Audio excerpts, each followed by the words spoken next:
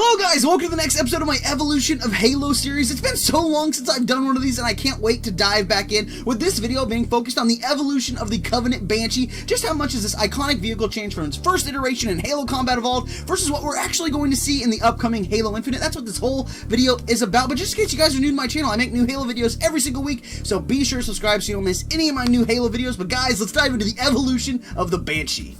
So kicking this video off with the Halo Combat Evolved Banshee, because the Banshee's actually been in every single mainline Halo game, so we might as well start here with the very first iteration of the Banshee that we ever got to see.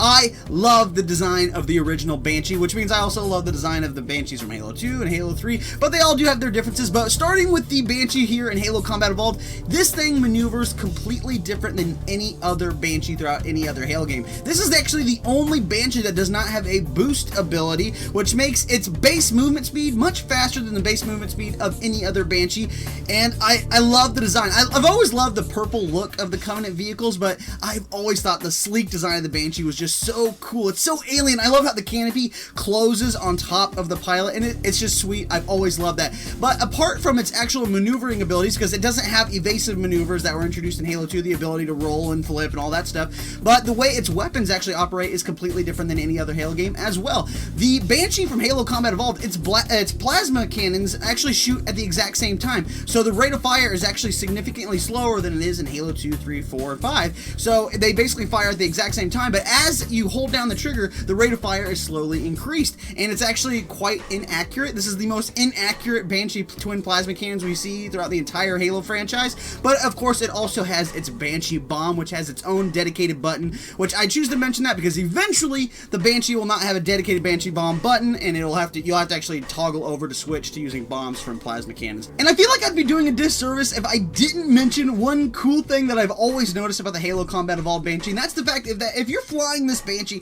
and you're flying straight up and you start to rub any of the environment with the bottom of your Banshee, if your Banshee's angled straight up for whatever reason, it's like the pilot will just fall out of the canopy. It's like the gravity is pulling you out of the cockpit, like you're not wearing a seatbelt or anything, and if you scrape something, it just ejects you out and you will die. I've always thought that was a really interesting thing. It's only in Halo Combat Evolved, so I thought I'd mention it. But guys, that is the Halo Combat Evolved Banshee. I love this thing, and it's only going to continue to get better as we continue throughout this video until a certain point, but either way, let's move on. So here we are with the Banshee from Halo 2, and right off the bat, you'll notice the graphical improvements comparing this Banshee to the Banshee from Halo CE.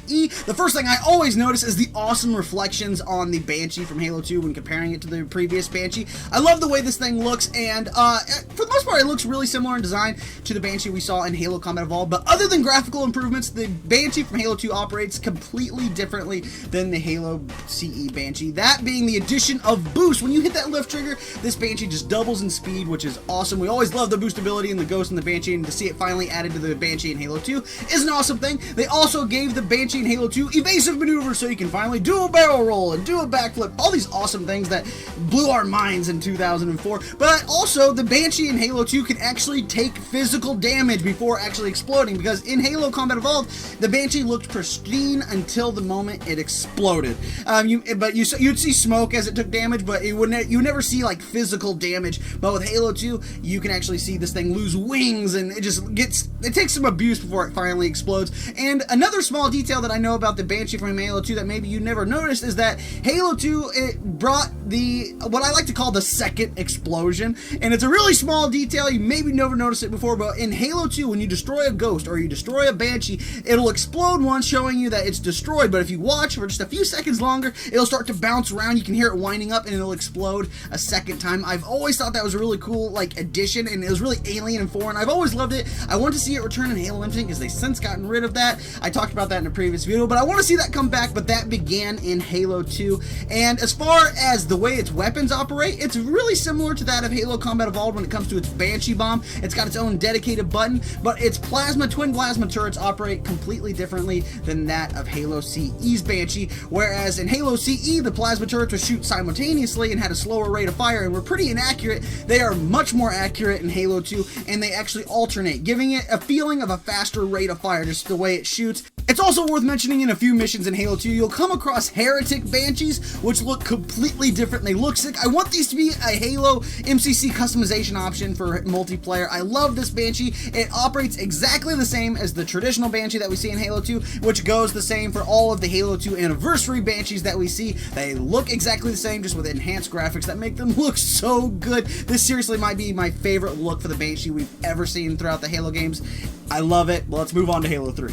So here we are with the Banshee from Halo 3, and guys, this is one of the slickest looks for the Banshee throughout the entire Halo franchise. It looks pretty similar to the Banshee from Halo 2 at first glance, but if you take a look at how the reflections work, especially over the top of the canopy, it is sweet how it goes from that sleek looking purple over to green depending on the angle in which you're looking at the Banshee. I love this look for the Banshee, definitely one of my favorites. It also operates pretty similar to that of the Banshee from Halo 2 with a few differences. The main one to me being that the boost is significantly faster in the Halo 3 Banshee than that of the Halo 2 Banshee. Also, the evasive maneuvers with the roll and the backflip. The roll they're a lot bigger rolls. It seems like they're a little bit slower, but the roll covers a lot more distance in Halo 3 than that compared to the Banshee of Halo 2.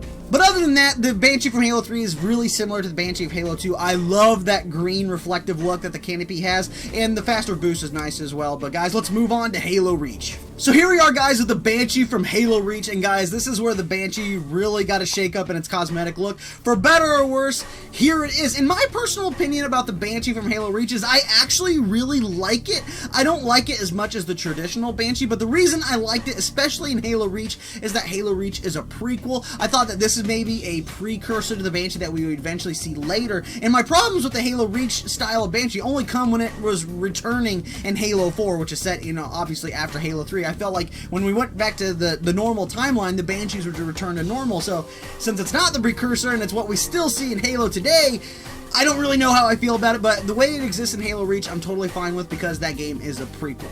So diving into some of the cosmetic changes with the Halo Reach Banshee, the first thing you always notice is that the wings have been kind of cut in half, and it has these two little wings on the sides that replace the big long wings that we are used to seeing with the Banshee. But other than that, the biggest change that this Banshee saw is the fact that this Banshee is huge. If you think about how the Banshee looks in Halo 1, 2, and 3, it's barely long enough for the pilot to lay in. You can see the pilot's feet sticking out the back, but with Halo Reach, the pilot gets in, a door closes, and completely encapsulates the pilot inside the Banshee with room still, out the back. This Banshee is huge. It just swallows the pilot, and I mean, that's cool looking, but I always thought it was kind of ironic that this Banshee is so much bigger, but it's honestly one of the weakest Banshees throughout Halo. I mean, like, it can be shot down with small arms fire, no problem. I've always thought that was interesting. So diving into some of the details on how this Banshee in Halo Reach actually flies, starting with its evasive maneuvers, the speed at which this thing does its barrel rolls and its backflips is insanely fast. Compare how this Banshee can roll compared to the Banshees from previous Halo games. Those other Banshees seem slow as hell when comparing to how fast this thing can do barrel rolls. It's actually quite insane. Also, when you look at this Banshee's weapons, and I mentioned this at the beginning of the video because I knew eventually it would change, no longer does the Halo Reach Banshee have a dedicated Banshee bomb button. Now you actually have to toggle from, do you want to be shooting plasma cannons or do you want to be shooting your Banshee bomb? You have to actually press a button to switch between that with Halo Reach. That's worth mentioning as well. But either way, guys, I've always thought that the Halo Reach Banshee design was a really cool look for a prequel Halo game, and it kind of always told me that eventually this was an earlier draft of the Banshee that would turn into the Banshee that we know and love from the Halo trilogy. So I loved it when I played it in Halo Reach, but as we moved on, it kind of confused me. But I do love that it pays homage to the later Halo games by having the green canopy that we saw in Halo 3. I love this look. I just wish that it only existed in Halo Reach. But guys, let's move on to the Banshee from Halo 4.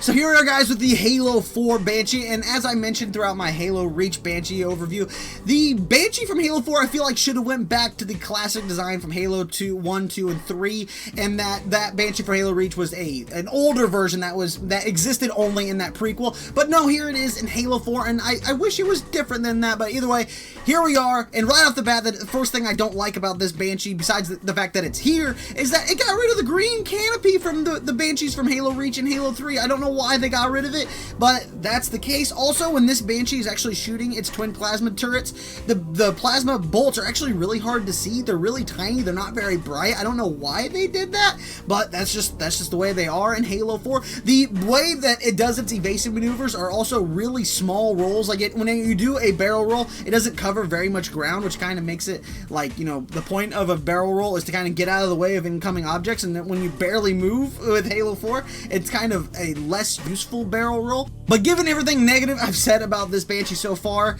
it's not my least favorite Banshee. That is the next Banshee we're going to talk about. Let's move on to Halo 5 Guardians. Which leads us to the final Banshee in today's video, the Banshee from Halo 5 Guardians. And guys, this is my least favorite looking Banshee of all the Banshees throughout all of the Halo games. Its style is like a mashup of the Halo Reach style Banshee combined with the classic looking Banshee. It has the longer, fuller wings similar to the original Banshee design, but it doesn't have the big booster pods on the end of the wings that we all know and love. And also, the Banshee's canopy opens a lot further down the canopy than any other Banshee. Literally, the divide goes all the way to the end of the cockpit. I'm not a fan of the look of this Banshee. It just really looks too different. It tried to mix the styles together, but not really catering to what made either of those styles work, and it's my least favorite looking Banshee. How it functions is pretty much identical to how it functioned in the previous few games. Nothing really different here. It fills the Banshee role, but it does it with the least amount of style, in my opinion. It's the most, like, off-putting of all of the Banshees, in my opinion. I'm just not a fan of this Banshee style, and ultimately that brings it down to the very bottom of the list, in my opinion. But guys, that's all the Banshees that we can actively get our hands on now, but Halo Infinite is right around the corner, and we've already gotten a look at what the Banished Banshee will look like in that game, and it looks pretty sick. I love the red Banished design, though it is going back to the Halo Reach style, which I'm a little disappointed in, because after playing Halo Wars 2 and seeing the Banished Banshee and that, I much prefer that, because it literally just looks like a banished version of the original Banshee,